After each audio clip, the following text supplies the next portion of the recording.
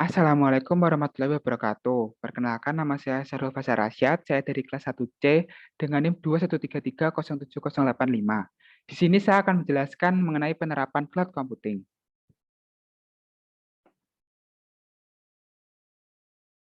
Apa itu cloud computing? Cloud computing merupakan istilah dari cloud yang diartikan sebagai internet dan computing diartikan sebagai komputer.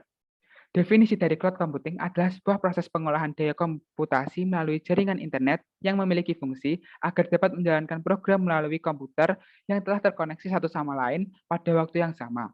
Cloud computing merupakan sebuah teknologi yang menjadikan internet sebagai pusat server untuk mengelola data dan juga aplikasi pengguna. Cloud computing memudahkan penggunanya untuk menjalankan program tanpa harus menginstal aplikasi terlebih dahulu dan memudahkan pengguna untuk mengakses data dan informasi melalui internet.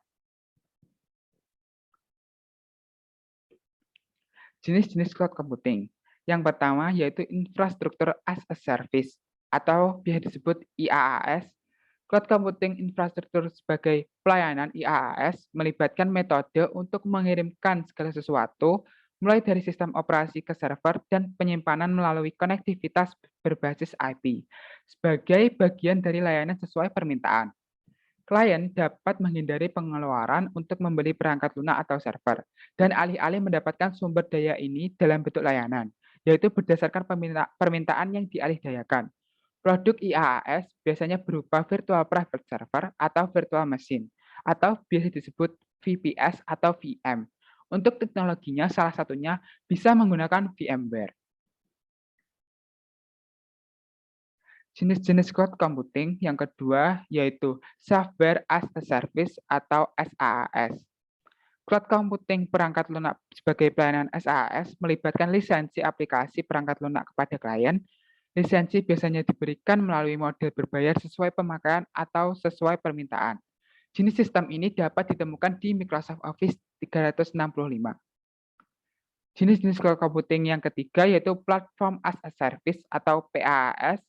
Cloud computing platform sebagai pelayanan PaaS dianggap sebagai yang paling kompleks dari ketiganya. PaaS memiliki beberapa kesamaan dengan SaaS. Perbedaan utamanya adalah bahwa alih-alih mengirimkan perangkat lunak secara online, PaaS sebenarnya adalah platform untuk membuat perangkat lunak yang dikirimkan melalui internet. Tipe-tipe cloud computing. Yang pertama yaitu public cloud atau awan publik. Adalah jenis penyebaran cloud computing yang paling umum. Sumber daya cloud seperti server dan penyimpanan dimiliki dan dioperasikan oleh penyedia layanan cloud pihak ketiga dan dikirimkan melalui internet. Dengan awan publik, semua perangkat keras, perangkat lunak, dan infrastruktur pendukung lainnya dimiliki dan dikelola oleh penyedia cloud. Tipe-tipe cloud computing yang kedua yaitu private cloud atau awan pribadi, terdiri dari sumber daya cloud computing yang digunakan secara eksklusif oleh satu bisnis atau organisasi. Awan pribadi dapat secara fisik ditempatkan di pusat data di tempat organisasi atau dapat dihosting oleh penyedia layanan pihak ketiga. Tetapi di awan pribadi, layanan dan infrastruktur selalu dipertahankan di jaringan pribadi dan untuk perangkat keras dan perangkat lunak didedikasikan hanya untuk pihak pengguna. Tipe-tipe cloud yang ketiga yaitu hybrid cloud atau awan hybrid adalah jenis cloud computing yang menggabungkan infrastruktur lokal atau awan pribadi dengan awan publik.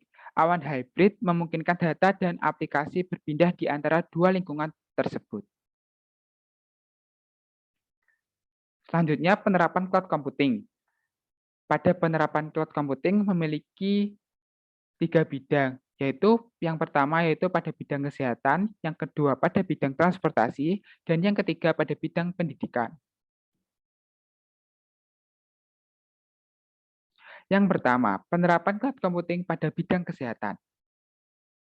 Pada bidang kesehatan, cloud computing di bidang kesehatan dapat digunakan untuk memenuhi kebutuhan layanan kesehatan secara efektif. Melalui cloud computing, rekaman medis pasien dapat dicatat, disimpan, dan diakses oleh para dokter dimanapun dan kapanpun. Dan juga para pasien dapat mengakses rekaman medis mereka melalui layanan cloud dan dapat berinteraksi dengan dokter melalui aplikasi layanan kesehatan yang dapat diakses secara mobil tanpa harus jauh-jauh pergi ke rumah sakit. Contohnya, seperti halnya pengembangan telemedicine komunikasi jarak jauh antara tenaga kesehatan dengan pasien, dan juga sebagai media perantara transfer data medis dari satu lokasi ke lokasi lainnya. Cara akses telemedicine ini bisa menggunakan telepon seluler, internet, dan telepon rumah. Telemedicine juga didefinisikan sebagai transfer data medis elektronik dari satu lokasi ke lokasi lainnya via online yang berbasis internet. Telemedicine bisa dikatakan sebagai alat yang dapat membantu banyak orang dengan beragam masalah kesehatan. Sangat banyak manfaat yang ditawarkan dalam penggunaan telemedicine seperti halnya efektivitas waktu, biaya, dan tenaga. Artinya, pasien tidak perlu untuk jauh-jauh datang ke rumah sakit yang menghabiskan banyak waktunya di perjalanan, biaya bahan bakar, dan fisik bertahan di tengah-tengah pandemik seperti sekarang untuk berkonsultasi masalah kesehatan dengan dokter. Cukup dengan memanfaatkan teknologi informasi seperti halnya email atau bahkan video conference dan lain sebagainya. Layanan di bidang kesehatan ini mencakup layanan kesehatan jarak jauh beserta bentuk pengobatannya. Layanan ini memanfaatkan media interaksi jarak jauh antara dokter dengan pasien, tidak hanya telemedicine. Cloud computing juga diterapkan di electronic health record dan analisis teleradiologi. Contoh spesifik telemedicine adalah pada layanan platform Halodoc.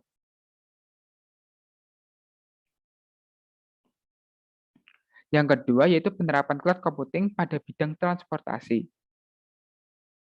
Pada bidang transportasi, penerapan cloud computing dalam suatu bidang transportasi memberikan pengaruh positif dengan penggunaan cloud computing dapat meningkatkan layanan khususnya percepatan dan kemudahan layanan kepada para pengguna jasa. Salah satunya penerapan cloud computing pada bidang transportasi sudah dilakukan oleh BUMN Garuda Indonesia. Penggunaan internet berbasis cloud computing akan memberikan benefit bagi Garuda Indonesia, khususnya meningkatkan kapasitas penyimpanan data perusahaan tanpa harus mengeluarkan tambahan biaya untuk investasi pembelian peralatan tambahan. Data juga dapat diakses secara real-time, kapanpun dan dimanapun oleh karyawan karena terkoneksi dengan internet. Selain itu, data juga lebih terjamin keamanannya apabila disimpan secara on-cloud. Keamanan data perusahaan terlindungi khususnya ketika terjadi bencana alam.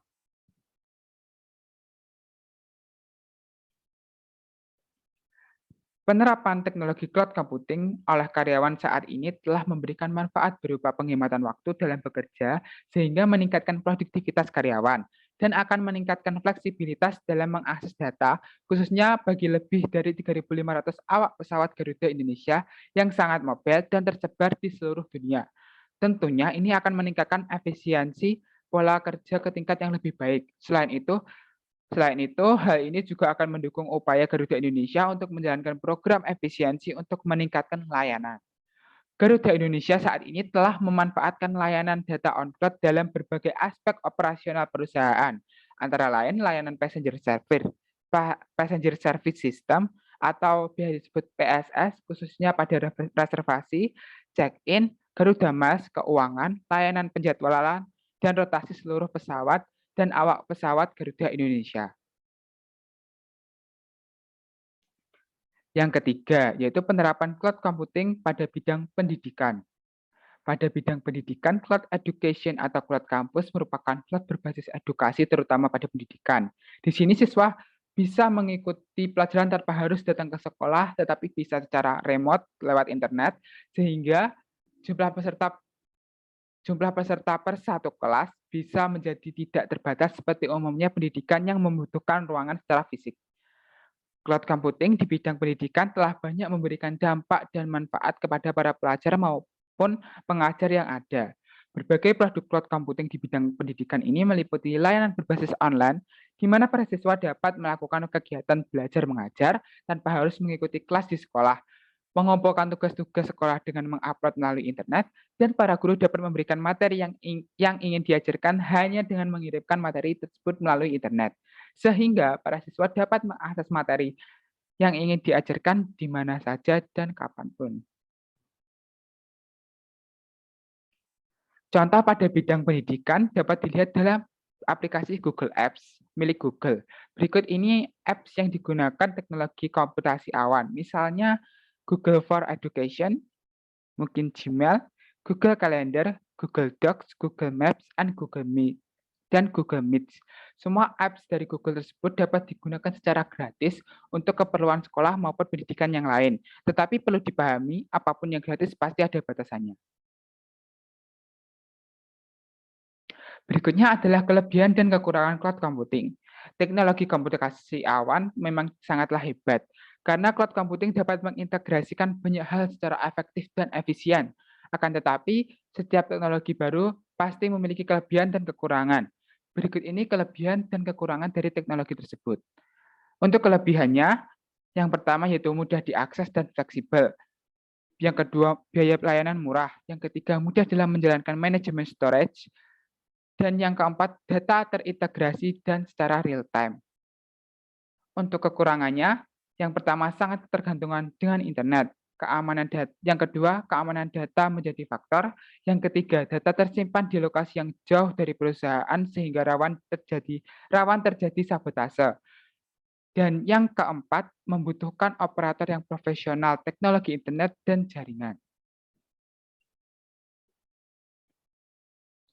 Kesimpulan, cloud computing adalah sebuah proses pengolahan komputasi data dengan bantuan jaringan internet untuk menyimpan kebutuhan informasi berskala besar.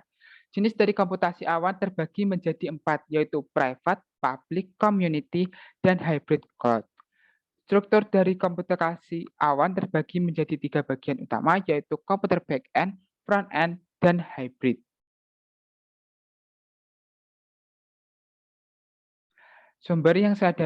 Berikut adalah sumber yang saya dapatkan.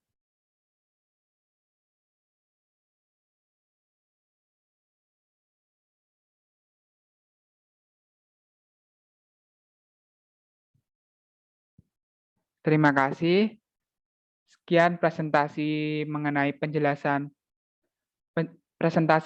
mengenai cloud computing. Apabila ada kesalahan kata, mohon dimaafkan. Saya Syarul Fasar Rasyad dari kelas 1C dengan NIM 213307085. Izin undur diri. Sekian, wassalamualaikum warahmatullahi wabarakatuh.